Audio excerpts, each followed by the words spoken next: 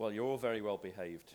I hope you're not this well behaved later on, because I want a really dynamic Q&A at the end, and I don't like a quiet audience, especially when I haven't had much sleep all week. You know, it's that thing, you know, where you're burning the candle at both ends and in the middle. Yeah, I feel like a little... So anyway, my name's Steve Phillips, and I'm the Secretary General of CEDA, and I'm really pleased to be invited here by iRAP. I mean, for CEDA to be invited by iRAP, I think is a big step.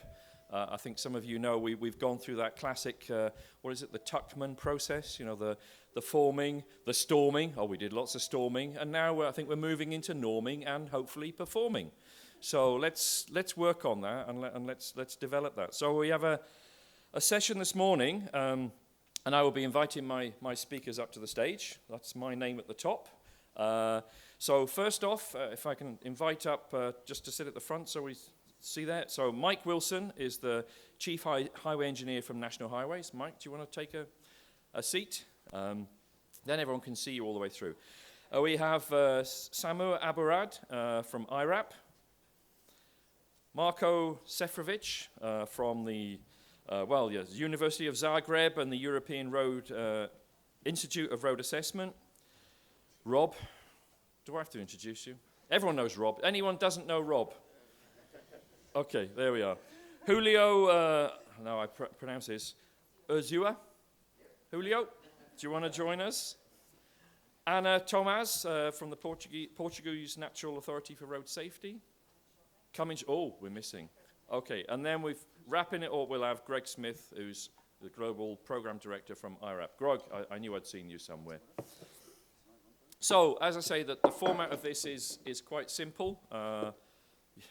Nothing unexpected. We will have presentations from each of our distinguished panelists there, and then, as I say, we're going to have a very robust and, I hope, challenging Q&A at the end before a little bit of a wrap-up. So, first off, Mike, do you want to kick it off and tell us what they're doing in National Highways, if we can get the presentation running. Please, Mike. Thank you. Thank you, Steve. Good morning, everybody. Fine.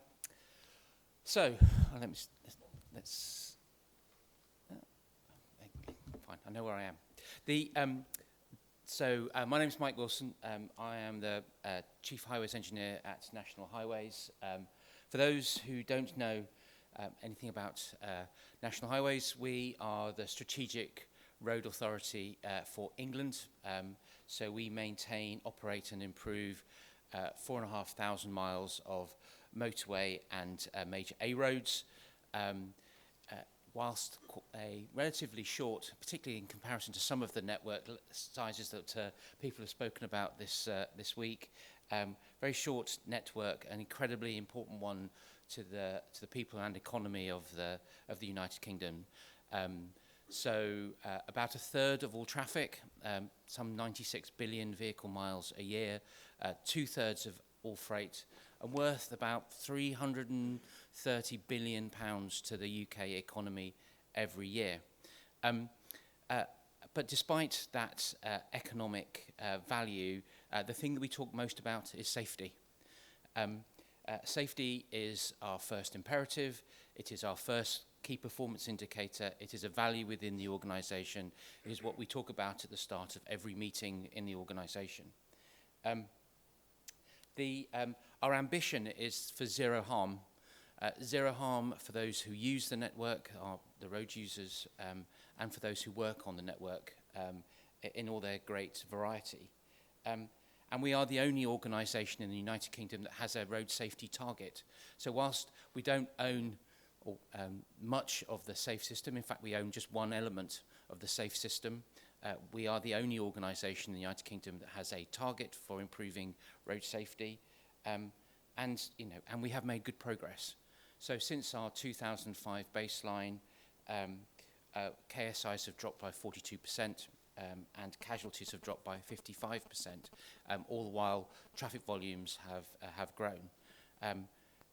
While we're proud of our progress, still far too many people are dying and seriously injured and indeed slightly hurt on our roads, and our progress is relentless and our ambition is relentless in terms of reducing those numbers to nothing, which is why we use iRAP. And we use it in 3 different ways. We use it to measure performance, and we use it to develop interventions at scheme level, and we use iRAP to shape our future investment strategy. And I'm going to talk about each of these 3 areas in my short presentation. So beyond the reduction in killed serious injuries, we have KPIs around the proportion of traffic that uses 3-star roads and above. One of our challenges, because we run on a 5-year investment cycle and those targets run for 5 years, is sometimes that the model changes during that period. And our roads apparently can get worse during that 5-year period. So we've had to be very careful about actually fixing the model whilst recognizing the improvements in the model. Star ratings are both a blessing and a curse. They are incredibly easy for decision makers, for politicians, for the media, and for the public to understand. They've seen it with their cars, they now understand it for their roads. The challenge for us is explaining why changes happen, because the underpinning model is incredibly complex. What appears to be very simple can be difficult to explain, but particularly when there are changes.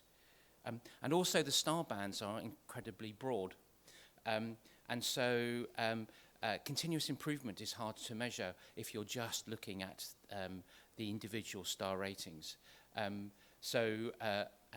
You've made an intervention, but you haven't managed to get from a 3-star to a 4-star road, which is why in the UK we're moving to a decimalised star rating system, so a 3.1 can move to a 3.2, etc. Helps us drive continuous improvement and understand the progress that we are making. We use the route review tool developed by the Road Safety Foundation to develop schemes and business cases for route interventions, moving away from the traditional black spot interventions, looking at more route interventions, understanding the nature of routes and how we might improve them. But we're also using the tool to appraise new schemes. So we're not coding existing roads. There's no road to code. But we're coding the designs, understanding actually how we can improve the design of new schemes by understanding high-risk locations or designs and making those improvements. So we're trying to get it right from the start. In strategic planning, we use star rating results together with crash risk modelling to identify high priority routes. So locations with a low star rating, a higher crash density equals a really good opportunity for improvement. Enables us to understand where we're going to get the best value from our investment. So where we get the best return in terms of killed and seriously injured reductions for the pounds that we spend. We also use it to understand the impact of network-wide interventions. So an example of which we've been looking at recently is the introduction of raised profile edge lines for our all-purpose roads, so for the A roads. We understand in great detail the cost, but what is the benefit going to come from that intervention over 20 years? And the tools can help us with that. What's really important, though, in the use of these tools is that they're used by experienced engineers.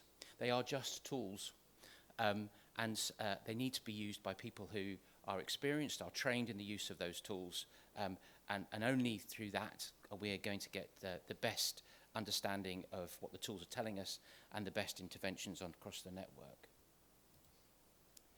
And finally, our plans for the future. The tools are not perfect.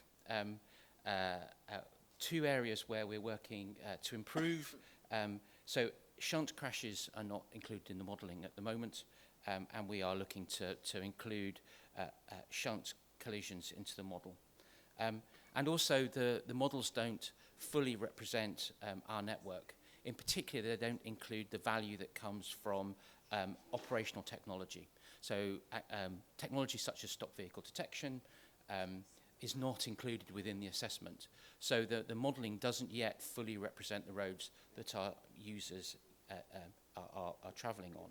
So in conclusion, and in the relentless pursuit of zero harm, star ratings are easy to understand, but the underpinning complexity of the models can be difficult to explain to politicians and to the general public, who sometimes feel that their road has got worse, even though investment has taken place in it. iRAP provides useful tools to undertake strategic planning and network development, but they need experienced and trained engineers to use them, to get the best from them. And the tool is not perfect, so we need to continue to develop such that it better reflects the collisions that take place on it and the road that people are travelling on. Thank you very much.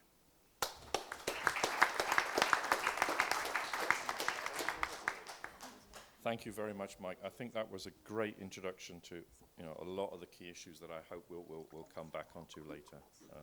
Really, really good. So next, I'd like to invite up Samar to give your presentation. You're going to be talking about the Sabrina and radar projects. Thank you, Steve. Good morning to all. So I'm Samar Aburad. I'm iRAP Safer Journey Specialist for Europe. And today I will be obviously talking about two projects in Europe. These two projects, Sabrina and Radar, took place in the Danube region. So both projects took place over 3 years in a region where in 2019 we could count for the highest number of fatalities and serious injuries in the EU. These projects were funded by the Interreg Danube Transnational Program. Presenting these two projects, Sabrina and Radar, will give you an idea about what can be done at a regional level, but then applied at a local level. So the Danube region is what you see here. I will present first the project Sabrina, which focuses on road safety infrastructure for cyclists. It took place between 2020 and 2022. 9 project partners were involved and 4 associated strategic partners as well. This project tackles issues on existing, on planned, and on missing links in cycling corridors of the Eurovelo routes. The project had four components. I cannot go into too much details because I have 10 minutes to present 2 projects, so we can discuss details later if you're interested. So these 4 components are inspection and safety ratings, then the best practice analysis, then the strategic decision-making toolkit, pilots and training. So the first part was surveying of the existing and planned and the missing link corridors. And the 3 methods that were used were the iRAP method, the CycleRAP method, and the ECS method, which is the European Cycling Strategy. Following that, the best practice analysis were deliverables, that are good practice document on cycling infrastructure safety, on the best practices, and actually over more than 30 fact sheets were produced related to tourism, because also like CycleRAP is really helpful to look at the safety of the cycling path outside the regular roads that involve vehicles. So that is interesting to have in this region. The most interesting part, in my opinion, of this project is the production of the toolkits. This toolkit helps users assess a single route or compare multiple variants through the user-friendly interface. So based on the assessment done by the three methods, this toolkit is a product, let's say, of the major product of this project. This is an example of how this toolkit works. So you could enter the information you want to know about the flow of vehicles, the volumes of bicycles, how the road is being used, and you will have, depending on how you want to design, or you're looking at an existing road, it will give you some results. Next, and the fourth component, was the producing pilots and conducting trainings, which is also a very important component of the project Sabrina. On this project, finally, is the tool actually useful? How is it in practice? The Sabrina project evaluated different outcomes of the toolkit, including, like I said, the missing link assessment, a cycling infrastructure design assessment, and the development of the safer cycling infrastructure investment plan. The toolkit, the major outcome of this project is that the toolkit has the potential to greatly improve the safety of cycling route, as it provides a comprehensive evaluation of risk and potential hazards. It will enable cities, local governments to make informed decisions when planning and developing cycling infrastructure. So that is for the project Sabrina. And then I will, checking on the time, I will have to present the next project, also in the Danube region, that is focusing on infrastructure for all road users. Same region, 9 project partners. The project took place over 3 years. Part of this project was during COVID time, so some of the in-person trainings were done, shifted to a webinar trainings. 9 project partners, 11 associated strategic partners, 12 countries to which also the UK participated in. They joined forces to improve the road safety road infrastructure safety by raising capacity and enhancing transnational cooperation. Next slide, this one summarizes the whole project. It started with surveying the need, doing a status report, looking at and deciding about the training concept. Then training courses were conducted, 8 physical 3-day training sessions, 5 online webinars, as I said, because it happened also during COVID time. Close to 300 safety stakeholders were trained. And there were site visits, and a partner and associated strategic partners were included in these visits. Expert groups were established. There were 6 thematic areas that were taken into consideration in this transnational project.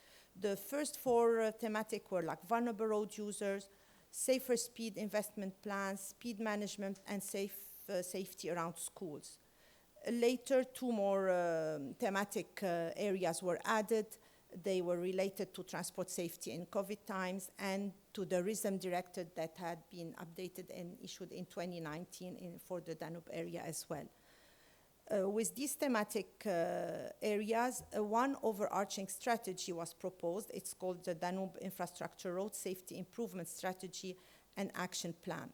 I think after my presentation, Marco will present a little bit more details about this, the findings of the radar project.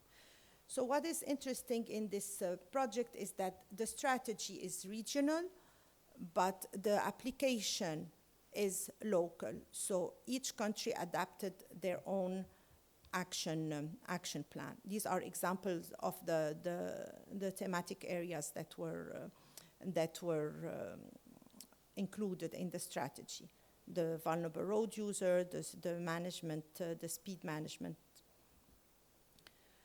Finally, the Danube Infrastructure Road Safety Improvement Action Plan is one of Radar's ultimate objectives.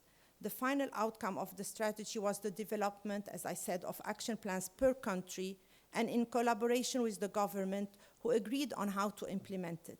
So approach varies between countries, but it focused on these 6 thematic areas. So that will be it for me. I did a good job. Because, I mean, 2 projects, I was like, what am I going to say in 10 minutes? And we'll have to have a prize for the person who gives us back the most time. So thank you, Samar, and I thank you for that, because I did have the pleasure, the honor, to join some of your radar events, and I really appreciate it. And what I liked, actually, is again, you're building on what Mike said. It's about the capacity building, it's about the skills development, it's about the training. Not only just the regional approach, which of course is great, but really focusing on that, and I think that's good. So, I guess you've also given a little bit of an intro to Marco, who's going to be taking some of that work forward and talking about the safety policy development, the financing and performance monitoring. Marco, please. Thank you, Steve. So yeah, luckily Samar gave me some time to explain my many hats I wear. Coming from a university, my personal record is 2 hours, 1 slide. So yeah, I could go for a long time. But anyway, I changed my presentation 3 times during this event. Listening to the presentation, I see there's still a lot to explain about the principles of what has been considered to be, let's say, the state of the art of the road safety agenda, at least in the research field. Why we are talking about the proactive and reactive approaches and linking it to the finances. This slide was developed during the radar project, and it was used in many trainings to explain the difference between the principles of the same system. So if you have a balcony like this, and if we had a minimum standard saying that it is okay to have a balcony without a guardrail, yeah, we could probably blame the people falling down, because if you see that there is no offense, you should not approach the edge, and you will not fall down. That's a very simple step. And then, considering what we are doing on the road, we could also put a white line and say, do not cross. And this would probably work, and we could put it in a law if you will get a penalty if you cross the white line. But again, people will probably fall down.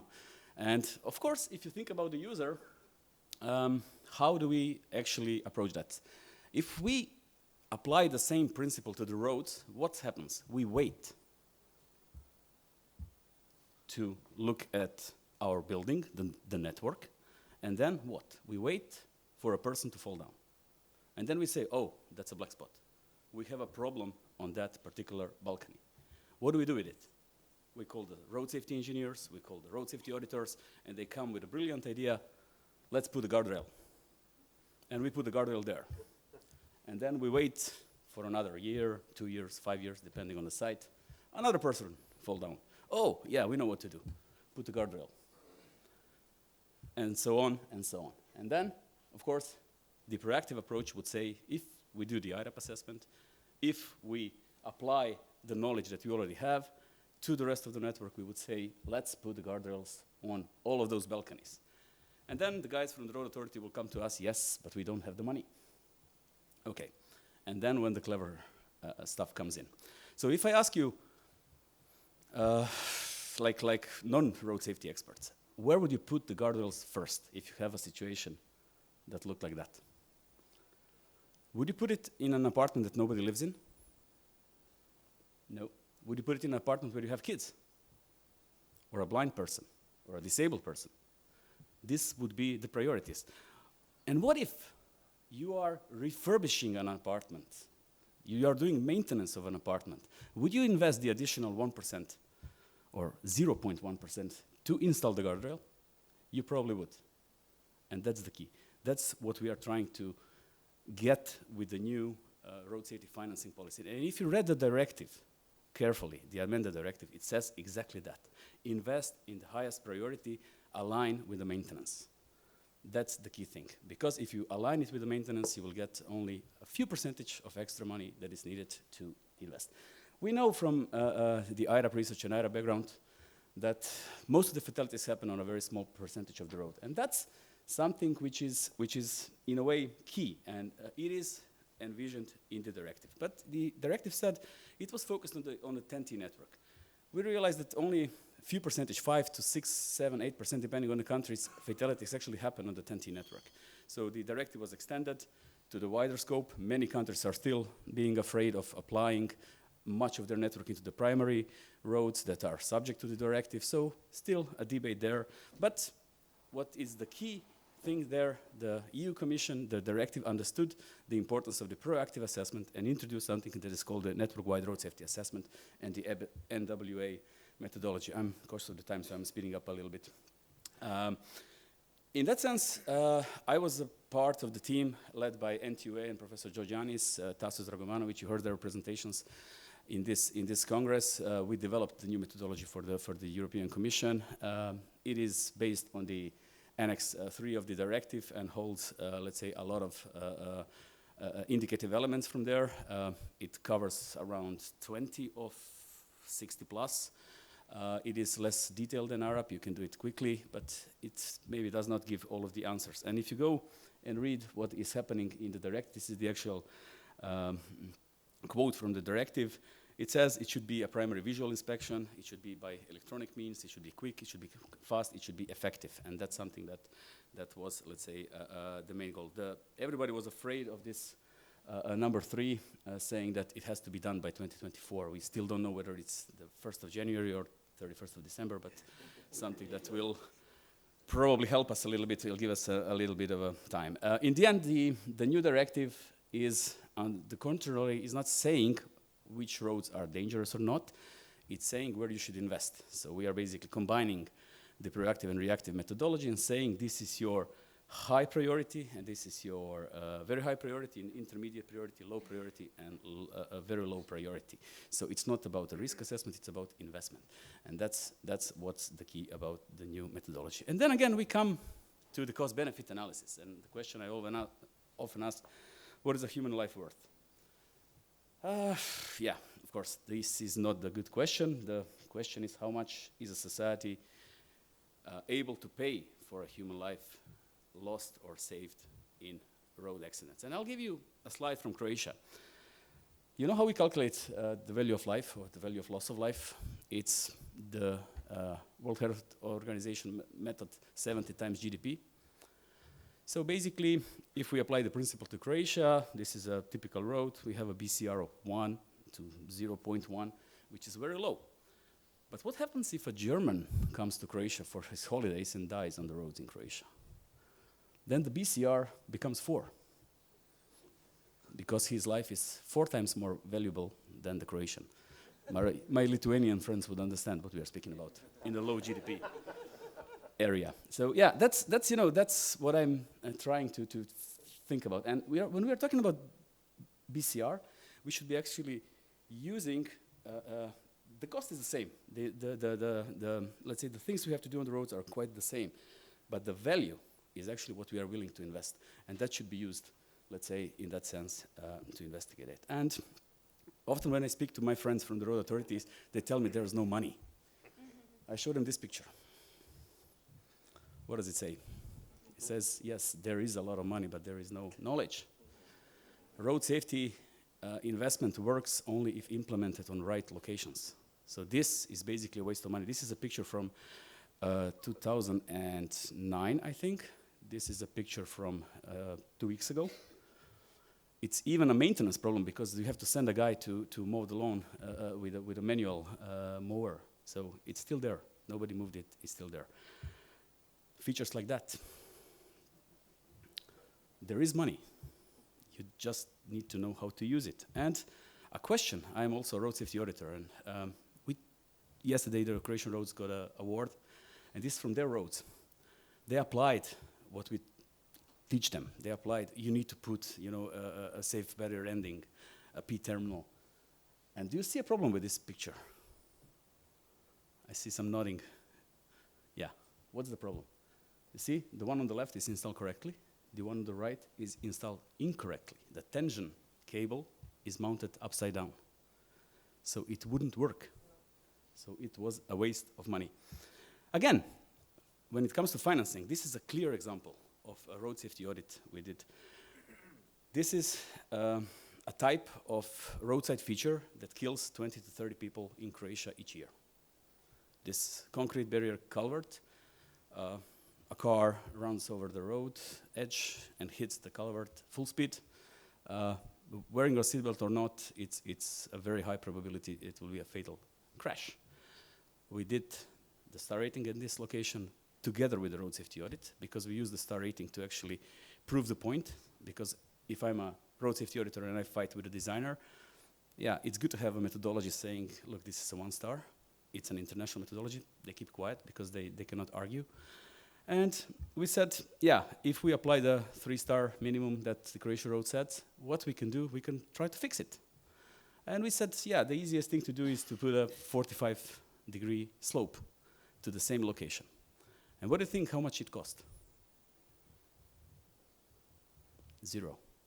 The road authority paid 0 because the contractors did it for free, because they were there with the equipment, and they just did it for 0 additional cost to the project. Similar, in Zagreb, what we have here, we have a extraction from one of my road safety audits. We have 2 barriers. Yeah, I have to speed up, sorry. I have only 2 to 3 slides. So a 1-star slide, road safety audit said 3-star, add a terminal. We added a terminal, made it a 4-star. The terminal was used, so we made a good investment. Nobody read about it in the newspaper. It was a life saved. In radar, there are some conclusions. I'm not going to go through all of them, but basically what we said, we are saying that we need to focus on the alignment of the maintenance money with the road safety investment, and that would be my key message I wanted to transfer today. Thank you. Oh.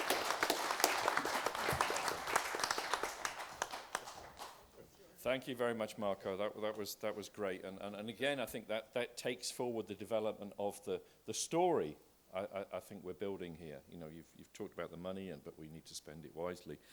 And the other one I triggered on, because it's a real bug in, is the cost of life. You know, I don't know, but isn't it a crime that we value, minutes, hours, years lost in congestion and traffic jams more than we value the same time lost in lives? I mean, I think that's... Anyway, maybe we'll come back to that later. Now we want to move on to Rob, which again I think is a great one, because this brings in the wider issues of sustainability, and I think that's, again, we have a really great opportunity right now of making that linkage. So, Rob, please enlighten us.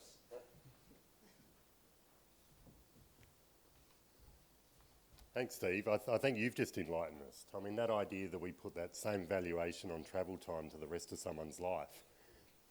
Let's do a piece on that. I love it. So what I want to talk about is probably building on what Marco was leading in with, is what are we actually willing to put up with? And from what we've been looking at is actually there is a market failure in investment in keeping people alive. Maybe that'll all change with that one thing you just suggested, Steve. If we start to actually truly understand the costs that are on a society, that are on families, that are on the health system and otherwise. We know that in the health sector, 75% of hospital capacity for head trauma is taken up from road crash victims. We know that the businesses and families, the cost is borne by them. The World Bank's just done a study that around 11% of logistics costs in a middle-income country are actually road crash related. So this is impacting business and efficiency of transport as well. That long-term care, the idea that someone, as Greg mentioned yesterday, with a severe acquired brain injury and what their life looks like from a 7-year-old child through to the end of hopefully still a high quality life, what is those costs? And the insurance premiums around 1% of GDP. That's where all the costs are, all the solutions, Mike's sitting on them. Croatian Roads is sitting on these solutions. The vehicle industry is, and the way in which we can keep road users safe is where these solutions are actually sitting. So how can we remove that wall that is currently between the costs of road trauma and the solutions? And globally, we're trying to put that business case for that investment together. So Greg went through the Insights Explorer yesterday, and a key part of that is to really understand these true trauma costs and actually put some numbers on them. Rather than fatals just being the tip of the iceberg, let's understand the true burden. When we look at that globally, we're needing around $1.4 trillion worth of investment, every country on Earth, to hit 75% of travel 3-star or better by 2030. But we could unlock $10 trillion in benefits if we did that. Benefit cost ratio of 8 to 1. If everyone was a German, it'd be about 40 to 1. But basically, we can get there if we actually focus on this investment and understanding the true business case. But I wanted to take two different angles to this. One is the high-income countries. So the latest data by OECD that's come out in this area looked at what investment is already happening in land transport infrastructure. And again, picking up on Marco's point about what's already happening out there and how can we make safety built in as part of that. China is investing around 4%, over 4% of GDP in land transport infrastructure. Mexico, about 0.25% of GDP. The average across those OECD analysis was around the 1% of GDP, which is a general rule of thumb for how much is invested in land transport infrastructure. What we do know, though, is around for $100 of costs in road trauma, currently we're investing about $1 to $3 in the solutions, like the real targeted solutions in that. So imagine a problem in your house, plumbing, that's costing you $100 a year. Would you only be willing or not spend $1 or $3 to actually try and fix it? And that's really what we're looking at when we try and get our head around the underinvestment in road safety. So what might that look like in high-income countries? We'd need around 868 billion US dollars to hit that 3-star or better target by 2030. It's around 0.2% of GDP per year. In other words, if a road authority, every one of them, just said, right, 20% of our total budget is going to be on targeted road safety upgrades and speed management.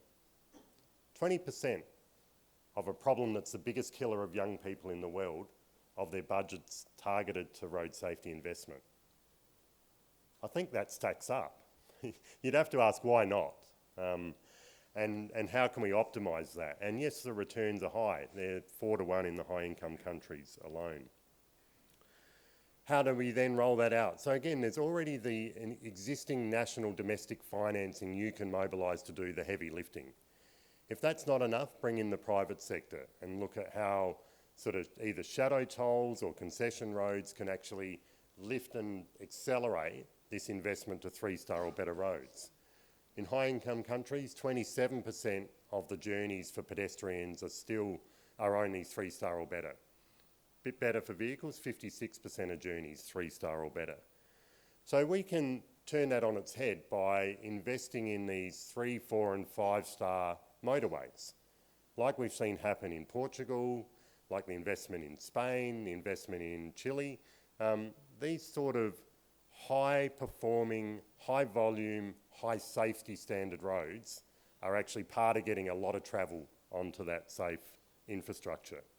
We can do it in cities as well. We can have a 5-star city for pedestrians and cyclists and create these livable communities that are also survivable. Do that around transit-orientated development. So this is possible.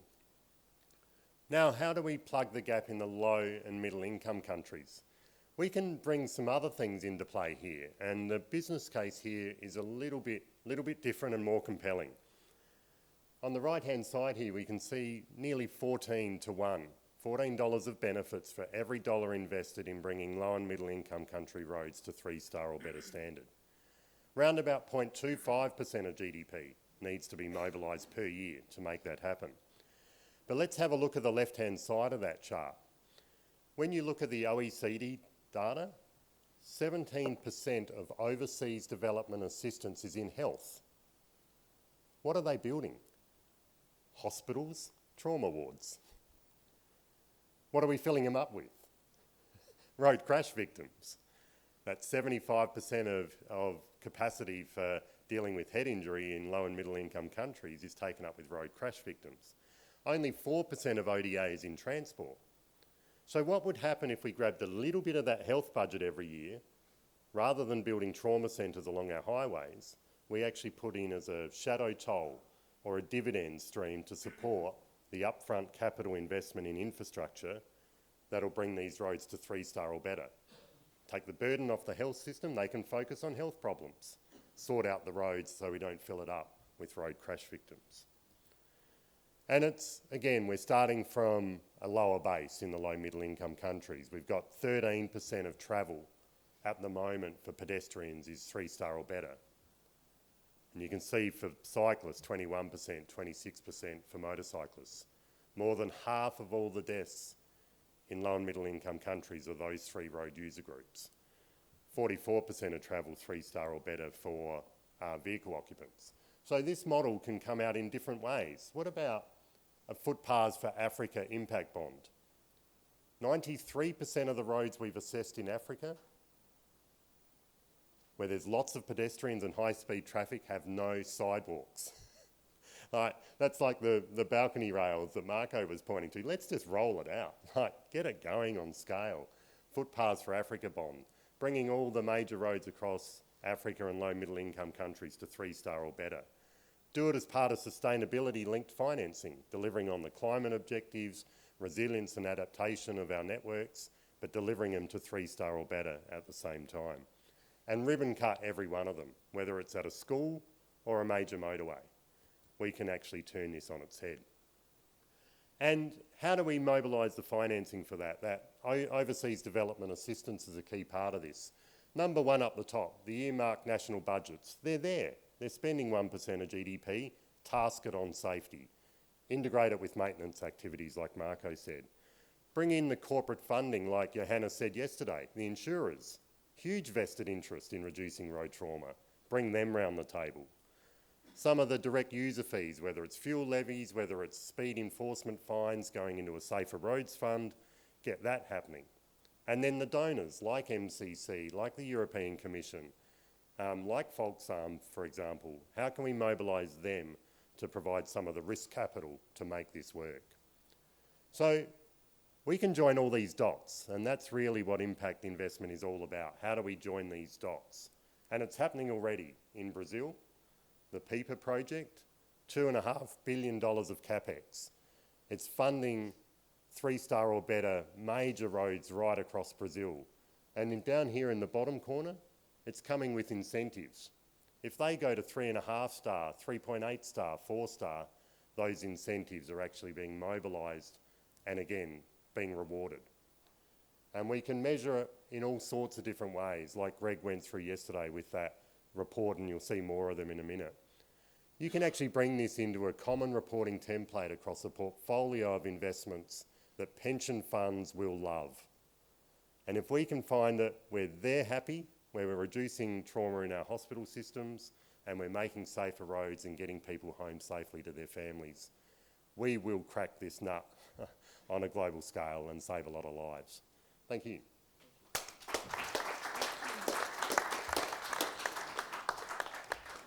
Thank you, Rob. Thank you.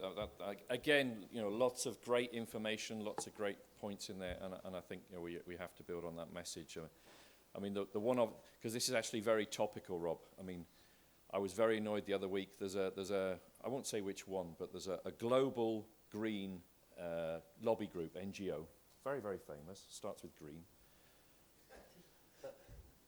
and was criticising European NRAs, European member states, for spending more on CapEx. I think we all agree, where are we going to get this safer? So more on CapEx on roads than we have on railways. Oh my God, come on. We have to change some of these narratives. We have to. So thank you, Rob, for that. So moving straight along. Rob talked about Brazil, so now we're going to have a presentation about Brazil from Julio. So please, Julio. Okay, good morning. Thank you, Steve. I am going to make a presentation actually on behalf of the NIT, which is the national authority in Brazil. Unfortunately, Luis Guilherme, the director, could not be here this morning and to the event, so he asked me to present on his behalf. So the presentation is going to be about the Brazil iRAP project application. Basically, it's a road safety snapshot of what the country is doing with iRAP and how the country is using the iRAP methodology to improve the conditions of roads at the federal level. So we are talking about basically about 57,000 kilometers of roads that are being assessed in the countries. So the NIT is the National Department of Transport Infrastructure and is the national authority. Brazil is a federal country, so it has complexities because it's 32 states in a huge country of more than 200 million people, and which is also 45% of the geographical area of South America. So we are talking about basically a continent that is in a country. So the NIT is responsible for planning, construction, maintenance, and operations of Brazil federal roads. It works basically with two departments. One is DPP, Research and Planning, and CG Plan. And the NIT made a decision of engaging with iRAP some years ago. I'm going to explain now, and now we are going to see the results that they are getting. So some years ago, Brazil launched this Brazil iRAP program. It was 4 years ago, and after a long time and planning, finally the Brazil iRAP is finalizing now the last stages of analysis, basically after 20 months of work, of 57,000 kilometers of star ratings that were created using the iRAP methodology. So the roads were rated using the methodology between 1 and 5 stars for each of the 5 users. And this is really very important. Now they are considering this 2030 United Nations agenda, including the minimum 75% of minimum of travel of minimum 3 stars. So this is the basic snapshot. This information is public because they created as well a dashboard that at the end of the presentation I'm going to show the QR codes. So this is today's information regarding Brazil. So on the top left box, you can see that the percentage of roads for vehicle users that are minimum 3 stars is 65% today, and they need basically 10% more to reach this 75% of travel. And on the box on the right, you can see the states, Alagoas, Bahia, etc. These are the states that has the largest percentage of roads that are with a 75% minimum 3 stars. So to have an idea about how big is this project, they are 247 roads, considering segments that cross more than 1 state, and 127 roads without considering this state segregation. In Brazil, when we talk about the road, we can talk about sometimes about 1,000 kilometers. There are some of them that are more than 1,000 kilometers. So this is the extension of what we are talking about here. So as I said before, 65% of the network is already minimum 3 stars for vehicle occupants. 92 roads attain the UN Target 4. 35% are considered considered by the need as critical segments. That means there are 1 and 2 stars. So the government has this information, and they are going to make decisions on, taking into account that information. And in terms of roads, 59 roads are considered critical. So they are going to concentrate the efforts on those roads. So here we can see also some data that they have worked using the iRAP methodology. On the first graph on top, you can see the roads. The numbers that are underneath on the x-axis are the number of the name of the roads. 153 road, 364, 101, etc. These are the roads. You can see the extension. So, for example, the road 153 is 1,000 and almost 200 kilometers extension, and these are the roads with the largest number of critical segments. So, where they are going to concentrate, and underneath you can see the reactive approach, as Marco was mentioning, right? Comparing the crashes and the deaths. So they have the information of the iRAP methodology and the star rating on the one hand, and they also have the information about the crashes and the deaths, and they are going to cross this information to make the decisions in the country. The most important thing here is that Brazil has already an investment plan, and this investment plan is going to go along the years. I have another slide explaining what they are going to do. It's big numbers because they belong to a big country, as I said before. $1 million is basically 5 million reais. So it's a 1 to 5 proportion. So the predicted investment is 18 billion reais. We have to divide it by 5 to get the dollars.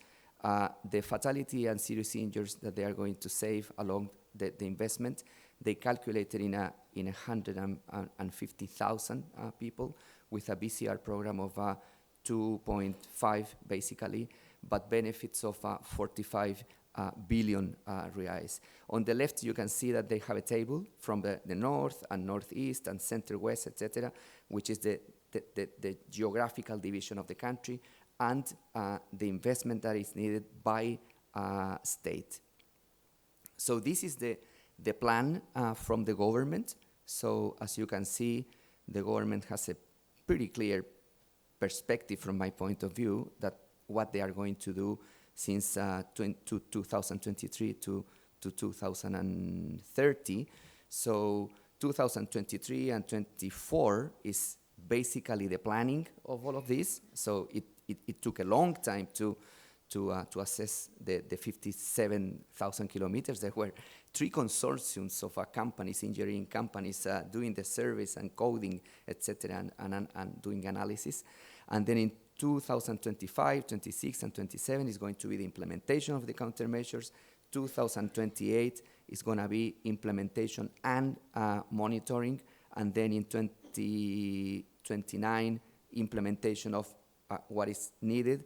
And 2030 is going to be basically the maintenance. There are, I have only 1 minute, so yeah, there are basically four packages that they have created, and underneath you can see the specific countermeasures that they are going to apply in each package of prioritization, ranging from shoulder rumble strips to center line, improved delineation, etc. So, but there's a lot of clarity in the country about what they have to do. So these packages are going to be applied by year, so 2025, 26, 27, 28, etc. So each year will apply a specific package. So these are the numbers of the priority scenarios. So package 1, basically road signalizing. Package 2 in 2026, the next year, is going to be what they call big road works. So they are going to take advantage of the maintenance of the roads, and they are going to apply this package of investment. Then in 2027, they will concentrate on the vulnerable users. And in package 4, which is 2028, what they call the large investment projects. There is a QR code there as well on a dashboard, so you can get more information in detail about this. So this is the investment plan is all public, which I consider fantastic. So it's people can access to the investment plan, to a dashboard that they created. You can see how the money from the government is going to be spent in terms of this project. And let me see the last slide. Yeah, so there you can see that you can access this dashboard divided by Nordeste, North, which is the north and northeast, etc., and by state, etc. So in my last 47 seconds, this is how the new star ratings are going to look like after they finish the investments. So as you can see there, the improvements are going to be very, very, very clear, and a lot of lives are going to be saved. So thank you very much. Thank you very much.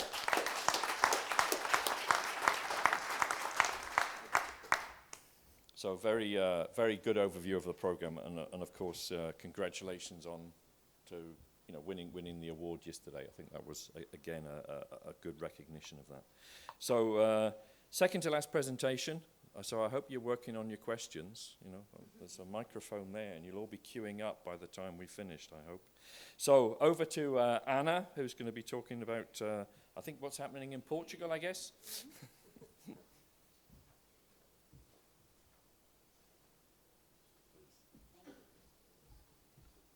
Good morning to all. It's a great pleasure to be here with such a great panel of speakers. Thank you, Rob, for inviting me. My name is Ana Tomás. I'm from the Portuguese Road Safety Authority. For those who are not familiar with that, we have two big areas of action. One is to support the government on the road safety policies. For example, we are responsible for the planning, develop, implementing, and monitoring the road safety strategies. And we have another big area of action that is the road enforcement, applying the road enforcement and applying the road administrative law. For example, we are responsible for the speed cameras and also for the application of the fines as a result of the traffic offenses. Just moving quickly to my presentation. I have 4 points. First is how is Portugal doing? The next is how did we get there? Just showing some examples of the Portuguese cases. Then just a glimpse of the Portuguese road safety strategy that's under the approval of the Council of Ministers. And of course, it's based of the safe system approach. And we aim to repair the road system, to turn it to a system less aggressive, more friendly, more self-explaining, more forgiving. And we have intervention in all the 5 pillars of the safe system. And I'm going to show some of them that are more directly to the safe infrastructure and safe speeds. Well, but first, how is Portugal doing? Between 1995 and 2016, Portugal did a remarkable progress. We had the reduction of 80% of the fatalities, which just put us almost in line with the European Union average, and this with the traffic increasing 3 times.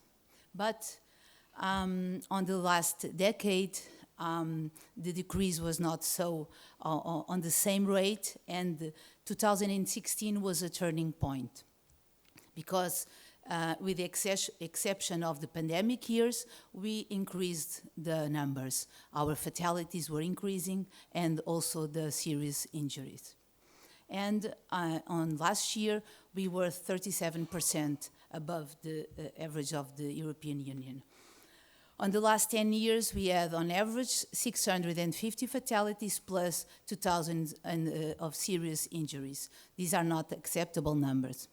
And of course, beyond this human suffering, this represents a lot of social and economic costs that we have. We develop a study of social and economic costs, and this represents 3% of the GDP. Well, this is just a slide, and I'm going to move quickly. Just the diagnosis that we made about our road safety figures, about the type category, the road category, and the type crash.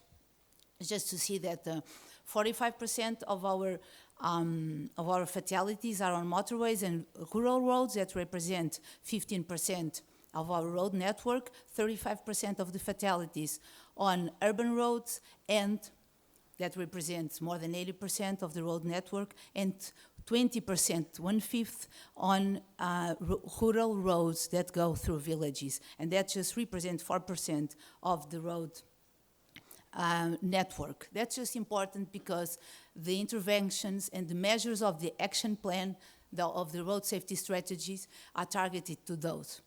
But how did we get there? We got there investing on road safety, investing on safer roads, investing on upgrading our roads. We did a very important investment on more than 3,000 kilometers of safer roads. And we can see on this graph, on the blue line is the cumulative investment on road infrastructure, and on the red line is the road fatalities. And we can see when we invested more, we had a higher decrease on the road fatalities. And when the investment slowed down, also the fatalities slowed down. And you can see the year 2016 over there that I told you about. That was the turning point. And starting from there, it started increasing. And on 2016, we're still benefit from the huge investment we did on the prior decade. And so this is also how we got there. Just some examples. This was just a stretch of roads with 20 kilometers. That was in a mountains region, difficult orography with high altimetric, fog and snow, lack of visibility. This was a road with a reduced geometric, with slopes of 7 and 8%, with the curves with less than 350 meters, with a lot of different specific speed, lack of homogeneity, with no separate carriageways, with 3 lanes in a big part of the kilometers, with a high traffic, high percent of heavy vehicles, and these ingredients mixed all together, the outcome was the worst. In 9 years, between 1996 and 2004, we had almost 400 road crashes with 48 fatalities, and half of them were head-on crashes. So we just made some low-cost measures, not only to reduce speed, but also to reduce the number of overtaking, and we saved 43 lives, a reduction of 90%, also reduction of almost 90% on the serious injuries. And of prices of today, this was an investment of 2.5 million euros, and it brought us an economic and social benefit of 45 million. And this was another example of 2 highways that were concluded, one in 2011, another one in 2012, sorry, and another one in 2016, and also we had a lot of 160 life saves and 500 million economic benefit. Another upgrading of a road, a highway that connects Aveiro port with the border with Spain, Vila Formoso. Also, we had, before the upgrading, we had 19 fatalities per year. And after the upgrading, we have 3 fatalities per year. So reduction of 84%, 220 life saves, more than 500 million economic and social benefits. And I could go on and on and on. And all of these investments saved 24,000 lives and more than 174,000 serious injuries that were prevented. And of course, these reductions in these lives and on these serious injuries also brought savings on economic and social costs. And we made this study. It's on the right-hand side here, social and economic impact of road crashes in Portugal. Here is the link below. It's online. It's in English. You can, if you want to go deeper, you can access it. And it represented almost 80%, all this saving, 80% of the GDP of 2019. So it's clearer the benefits of investing in road safety and of investing on safer roads. So the question is, what are we waiting for investing? What are we waiting for to knock down the road, the wall that Rob was talking about? I have to speed up. So this is the Portuguese road safety strategy. We aim to reduce at 50% the road fatalities and serious injuries on the baseline year is 2019, as the European Commission recommendation.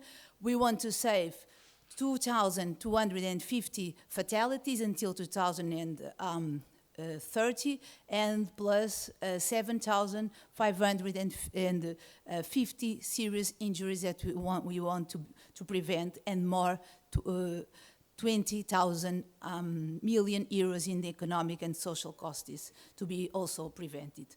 This is just, I'm going to speed up, this is the 6 key intervention areas of our strategy. Then they are divided in 14 components that are aligned. This is the metrics Division Zero metrics. This is the name of our strategy, Vision Zero 2030. They are aligned with the safe system elements because the programs are defined by each key intervention area, inside urban areas, outside urban areas, risk factors, post-crash, institutional and correction of hazard locations, but we have measure in each of the pillars of the safe system. So we have an holistic approach. We have 15 programs with 100 measures and involving 25 entities. Just going, I'm almost finishing. This is just one example of the program that tackled the municipalities, where we have 45% of the road crash. This is one for the schools. This is another one for outside urban areas for the separation of the rural roads. And this is one of the institutional key area about the road infrastructure assessment, monitoring, and supervision. This is mandatory of the, someone before me also talked about, I think it was Mark also that talked about the road infrastructure safety directive. Although the Road Infrastructure Safety Directive, it's only mandatory for the highways and the primary roads, we are going to assess all our roads, our national roads. So it's 18,000 kilometers. We're going to do the iRAP methodology. So we're going to classify our roads, our 18 kilometers of roads. Also, we're going to go publicity those results. It's really important to raise awareness so people will know the level of safety of the road network. So, and I'll finish. Thank you. All right, thank you, Anna.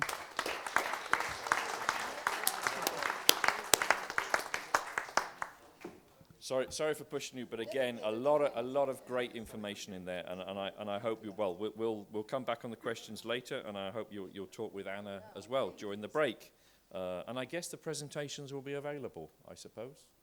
Yeah, they will be. So without further ado, let's bring on Greg, who's last but not least, and he's going to tell us what's coming next or whatever. I don't know. Go for it. Yeah. Just freestyle. Don't give him a long road. Here we go. Yeah. Thank you, Anna. I kind of feel like that's a mic drop moment after hearing what's happened in Portugal, so it's hard to follow up. I'm going to talk a little about some of the interactive reports that we've been experimenting with a little in iRAP. So really thinking about how do we make full use of the data that's being produced in all of these iRAP assessments, but equally importantly, how do we combine that with other sets of data to tell the stories that we need to in order to get progress on road safety. And I think the point Mike made was incredibly important. You know, we can tell a simple story with the star ratings, but underpinning that, there's many nuanced and complex and challenging stories. And how we use the data to really tell those stories in a cohesive way and a way that different audiences can understand. And we have, you know, if you're a road authority, how do you convince the politicians to take a pathway where they're going to invest? How do you convince your colleagues, your contemporaries about the programs you want to implement?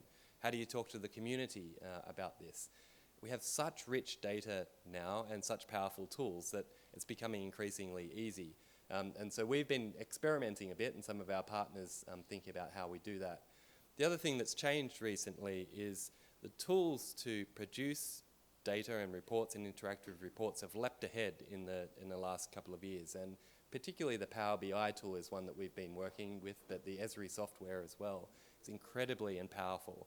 So to give you a sense, that Safety Insights Explorer Power BI that we showed the other day, the VIDA data, the iRAP data there, if you're putting it in a spreadsheet, that's going to be a 6 gigabyte spreadsheet. So imagine a spreadsheet that's kind of bigger than several high quality movie files. It's enormous. You can't open it on your computer on Excel. We can put it into Power BI, and in seconds it can process that data and use it. So the processing capability now is completely different than it was just a few years ago, and it's very accessible. So we've been putting that data together and seeing what we can come up with.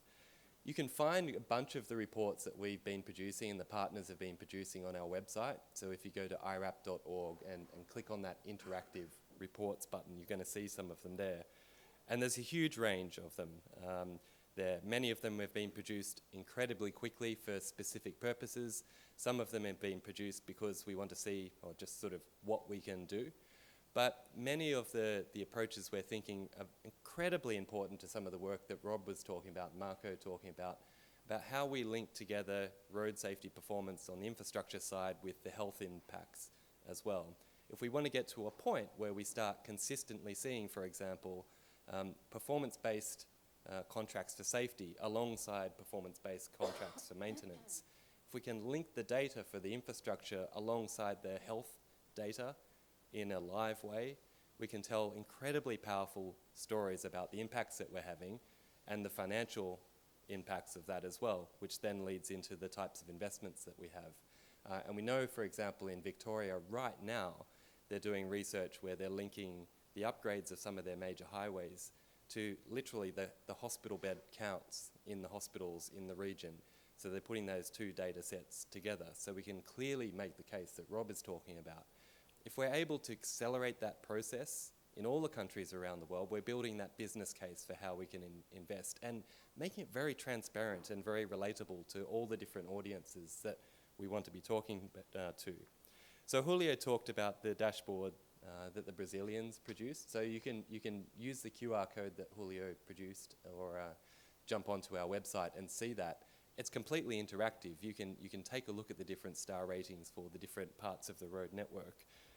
But they've also plotted out the data of the investment that they're going to have. And I mean, having worked in a road authority myself when I've started out, publishing this sort of data takes an incredible leap of bravery because it's going to open you up to all sorts of conversations, some of it positive, some of it negative.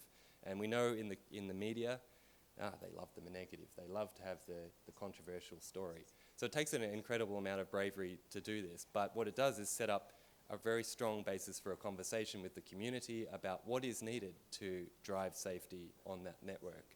So yeah, really, really sort of proud of our partners in Brazil for doing that and very interested to see how that plays out in the next few years.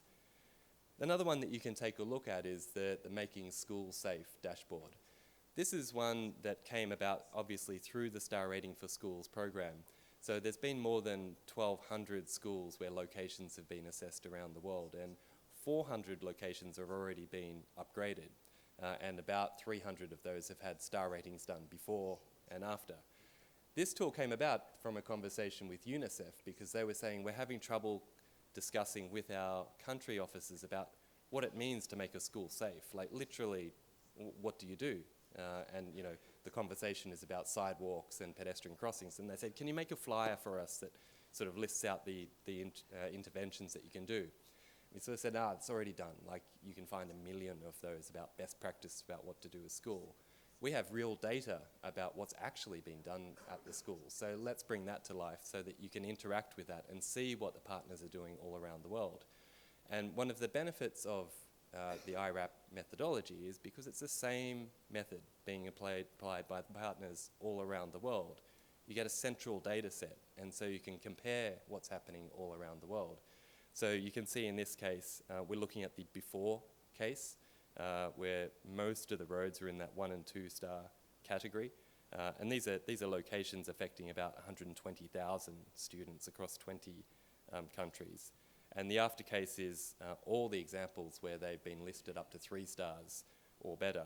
But you can also see what attributes change as a result of that. And ironically, this is about interactive reports, and I can't interact with it up here on the stage. But you can click on any one of those charts and see what impact any one of those attributes is having on the star rating. So if you were to click on the 5-star bar there, that green one, it's going to tell you how many students have got a 5-star experience now and what it took to get to that 5-star, what speed limit changes, what sidewalk changes happen. So it's bringing to life real data that's in play. The next step is if we can link this to crash data, it starts to tell that next level of story about the evaluation and effectiveness of these interventions. Another example of in Australia is where they've put together, this is a map showing crash data using the risk map methodology, where the black sections are high risk and the red ones are also high risk in terms of numbers of crashes happening. And you're able to overlay that with the star ratings. This really helps to tell the story about where the best bang for your buck is going to be. You can see lots of the network all around the place is not achieving the 3-star or better case. But when I flick back to show where all the crashes are happening, you can see it's on that north-south corridor along the coast. That's telling you the best investment in terms of infrastructure is where those crashes are happening. And that's exactly what Queensland is doing right now, targeting in their investment where those crashes are happening and where the road network is not getting to 3 stars. That's where they're getting the largest return. So again, just a way of bringing this data in. Honestly, it's relatively simple with the tools that we have now together, but telling these very strong, powerful stories. Another example is from the 10-step plan project, so you might have heard about that a few times in this conference. We were able to bring together all sorts of data in that project, and what this one is showing is the capacity building and training activities. So by recording the data in a really systematic way through the data set or the database that we have, you again can bring this data together and produce it in a very powerful way. So the partners in Tanzania now have this report, and they can easily, if I'm from TANROADS, easily click on the TANROADS filter and show me what was the participation rates in the training courses in the 10-step plan? What was the pass rate of the tests that they took? I could do a filter of how many women took part in the training and where they performed well relative to men. And I should say, actually, women on average in this project performed better than men across the board in the tests on the engineering. And we were able to, again, link that to the perceptions surveys as well. So for all the people that took part in the training, we were also doing surveys of them to say, what's your understanding of the road safety key issues and principles before and after you took training? And that then provides a basis for the partners in Tanzania to think about, okay, for the next round of training that we do, here's where we might focus in, because we can see that that's where the gains need to be made. So just, I guess, an example of where the Power BI tool is very accessible. It doesn't take a great deal of expertise, but it brings your data to life and gives us all sorts of opportunities to tell stories that we might not have had otherwise. So yeah, I'll just leave it there, but encourage you to jump on the website and take a look. And with your data, yeah, we're keen to partner with you and experiment and see what stories we can tell. Thank you very much, Greg.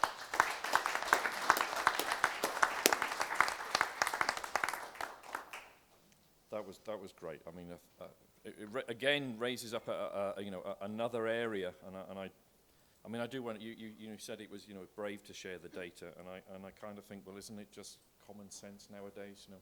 We're moving towards open, transparent governance, but that's another thing, how do we get the politicians on board? Anyway, now is your time. Come on, I haven't had much sleep this week, so if you leave all the questions to me, there's a gentleman going to the microphone, and then that lady there, do you want to go to the microphone as well? Peter Jamison from Anditi. Yep. Julio, the work that they've done in Brazil is stunning. Has anyone sat down and worked out how much it's saved them in terms of planning costs, et cetera, going forward? Because it seems like they've got a roadmap laid out for years to come. They know exactly where they need to use their money, on what roads, how, when, and there. When you think about the costs that transport authorities normally go through to get to that point, it must have been enormous. Yeah, first of all, as I said at the beginning, the presentation that I made was on behalf of the authority. I am from iRAP. We were working together with the authority, so it's all the credit of the country authorities. I think that they have a very clear picture of what they are doing. It's honestly incredible that they have been able to plan first of all, the assessment that they took basically 2 years to do all the planning and you need to hire companies, engineering companies, accredited suppliers to do the work, and then after 20 months, they have a clear picture and they have an investment plan.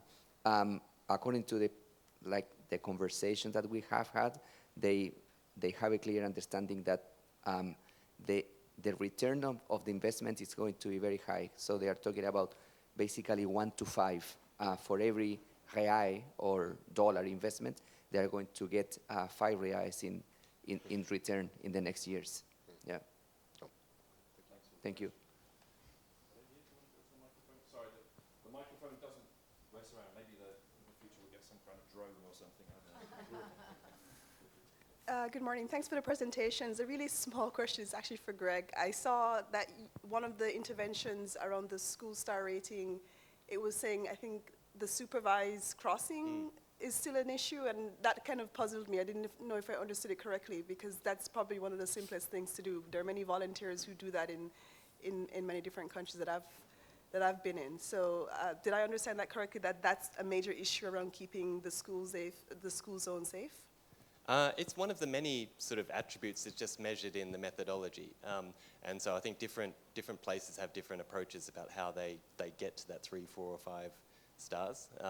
So yeah, maybe need to look at the exact data to understand exactly the question. But I think in many cases the schools are not using the supervisors because they're just focusing on infrastructure, and maybe they don't have that program in place. But putting that supervisor in and having that consistently will sort of help to push up the star ratings as well. So yeah, some of the school upgrades have just focused in on the infrastructure element. Thank you. Good morning. Thanks for the great presentation. Stephen Reed. I'm AASHTO representative to the Safety Technical Committee. A question for Mike and maybe iRAP folks. You mentioned briefly about the issue with road departures and roadside. And so I was interested in what you were thinking about there, because we're struggling in America with 50% of our fatalities being run off the road, mostly rural. It's also happening in urban intersections. But so we're struggling with our understanding of safety performance on the roadside. So I was wondering if you could elaborate on that, or maybe what iRAP is thinking about in terms of the road departure issue. Thank you. So, no, thank you. I suppose the point I was making is, and it's an issue for us, so vehicles leaving the road is an issue. And I suppose the opportunity that the tools provide is to understand what return you might get for different types of interventions. So we understand what the costs will be. The challenge is actually how do we go through the process that was described about actually understanding the right intervention for the right place and what the return might be. One of our challenges in all of this, and we've been involved in the program for a very long time, is actually the importance that the tools place on roadside barriers for obvious reasons.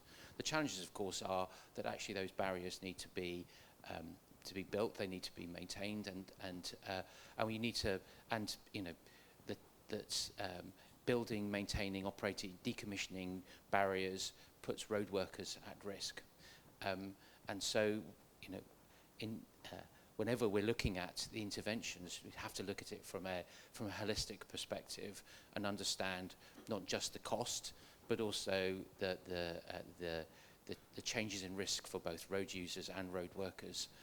And I suppose the value of the tool is just helping you understand actually what that looks like in the round. I'm happy to have a conversation, but it is an issue for us. The challenge is what's the right solution, and how do you get to the point where you know you're creating the right solution in the right location that gives you the biggest return on your investment. Yeah.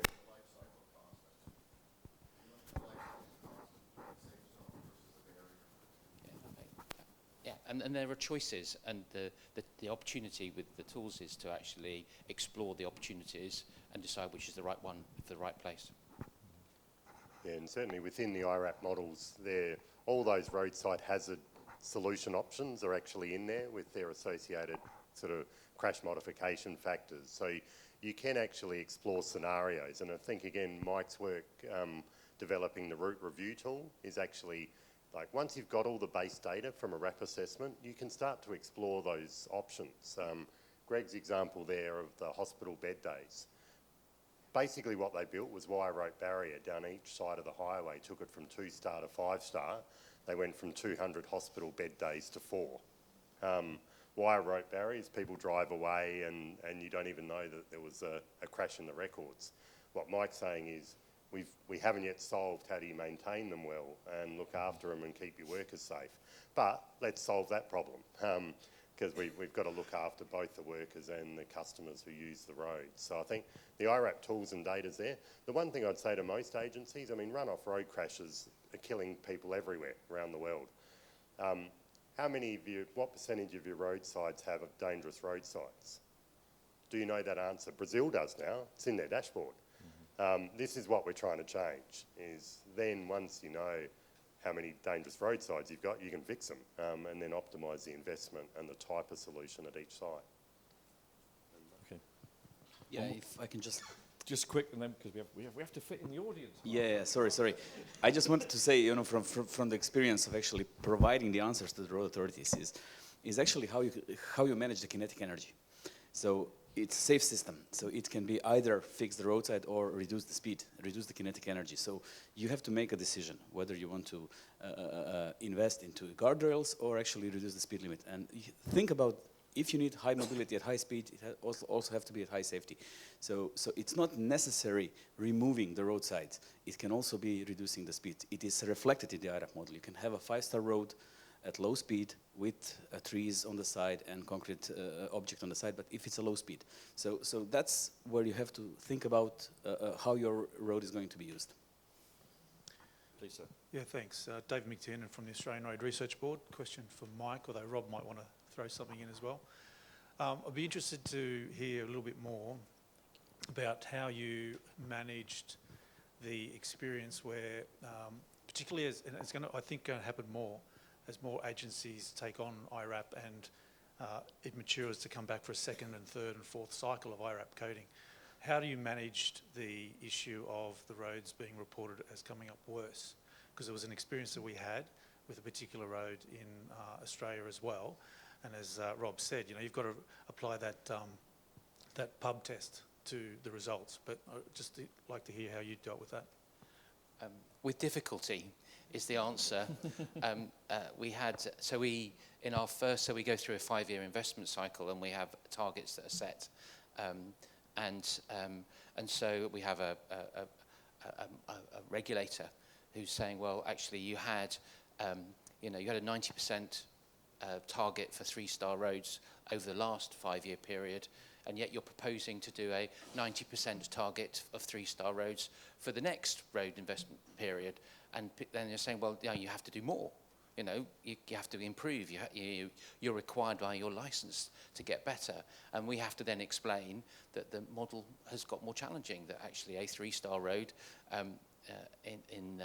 in the previous model wouldn't have been a 3-star road in the current model. And I suppose that's the challenge with that I was trying to explain, is that piece about, you know, the breadth of and the broad nature of the bands, and the energy and effort that can be taken to move a 3-star road to a 4-star road.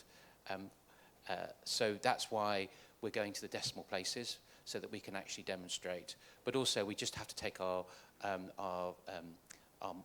regulator with us on the journey of describing the changes and why, you know, if you look at it from a very coarse perspective, that the roads haven't got better, but actually they have. And so, yes, it's a real challenge. And you know, the star rating for vehicles has got, you know, more challenging as time has progressed. But of course, the vehicles change much more frequently than the roads do. So it's a challenge, but it's one that you have to embrace, and you have to understand the model, and you have to take your regulator with you. But the models have to develop. We have to improve. So yeah, it's one of communication, but you know, people can't be confused by the simplicity of a star rating system. They have to look in more detail, and we have to take our decision makers with us in that journey. And Rob, yeah, if maybe what's the experience more globally? Because as I said, as more countries take this on, Brazil, for example, when they come back in 5 years' time and redo the network, what's the risk and how is that being managed by iRAP? For sure. I mean, number one is quality of the people doing the work.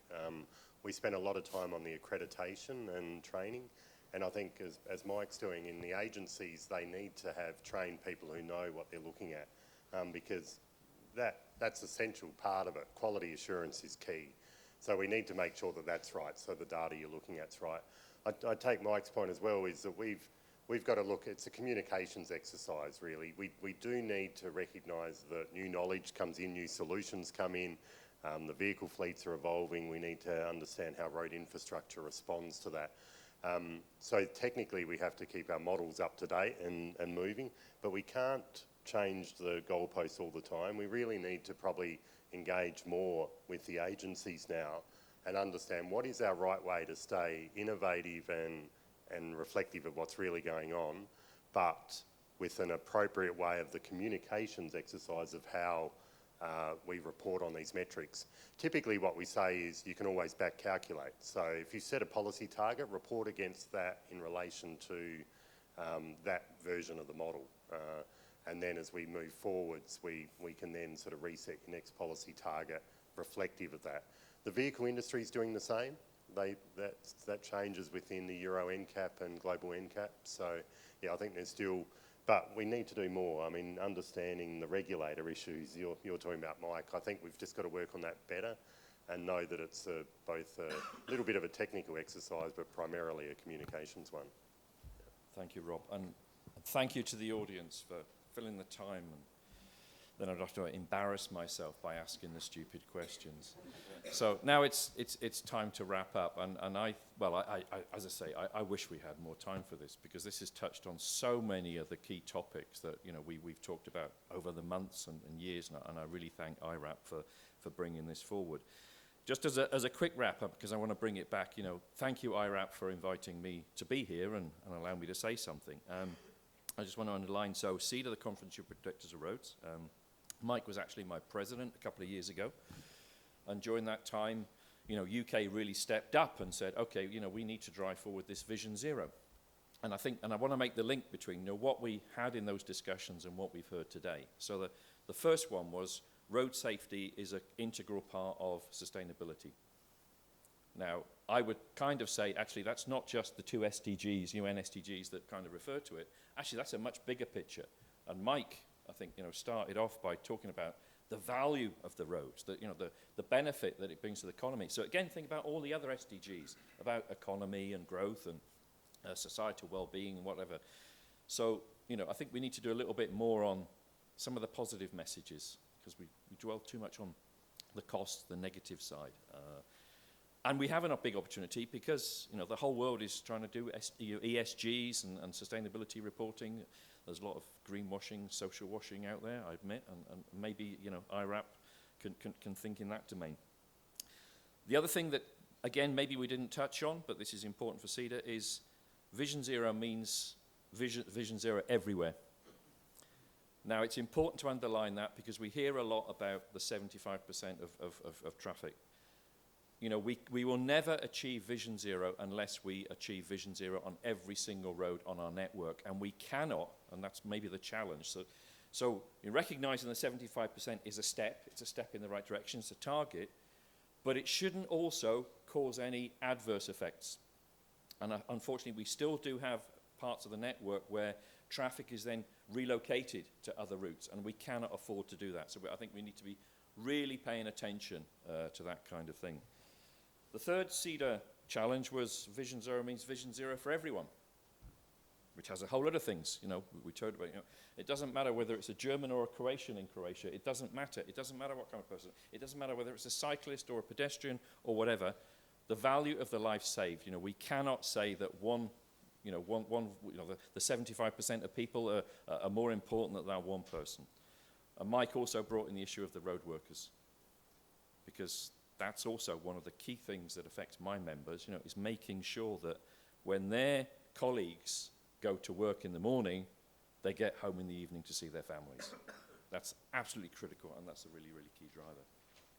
And the fourth part, which I think that's where I would love to have had more discussion, is the question of the new technologies. And Mike talked about that. And the question is, okay, how can iRAP bring that in? How can we recognize in the road network actually things that we can't see? That might be, okay, Greg, you talked about the data and all of that kind of thing, the digitalization, the underlying, the digital twins, all of that, the open data, transparency, but also all the technologies, which, again, have huge, huge potential to save lives. But we also need to do it in ways that don't introduce new risks, because that's the challenge. We had a session earlier on this week. That's the challenge we have. Bringing about high levels of automation should only be for safety improvements and not introducing new risks on our network. And that's something we need to do. And that's, of course, where iRAP and Euro NCAP and all of those kind of things, we need to be bringing those together.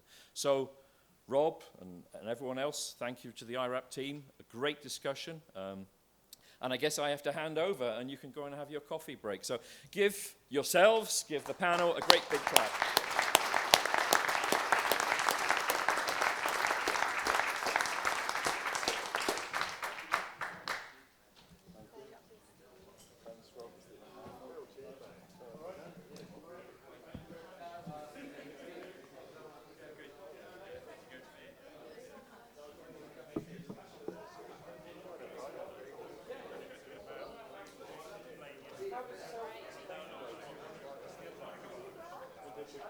Thank you.